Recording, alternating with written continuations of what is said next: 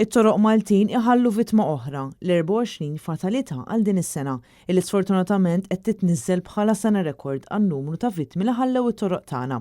Ir-raġel li miet huwa sewwieq ta' mutur ta' 32 sena mill-Maċedonja. L-inċident seħħ l-4 filgħaxija għal ħabta tal-11 fi triq it-Torri f'Taslima, meta seħħet ħabta bejn karozza tal-għamla Isuzu misjuqa minn Sirjan ta' 29 sena residenti Marsa Scala u mutur Piaggio Vespa li kien misjuq mill-vittma. Is-sewwieq tal-mutur ingħata l-għajnuna minn tim mediku u ttieħed l-isptar Mater Dei b'ambulanza, iżda sfortunatament kien iċċertifikat mejjed ftit tal-ħin wara. Raġel ieħor mill-Maċedonja ta' 33 sena residenti San Ġwan li kien passiġġier fuq il-mutur sofra ġrieħi gravi.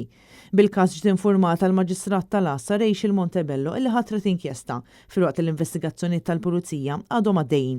Ċifri pubblikati din il-ġimgħa mill-NSO juru illi fl-ewwel 9 xhur tas-sena kellna aktar minn 1000 inċident illi fih weġġew persuni. Dan ifisser żieda fuq l-istess perjodu fl-2021.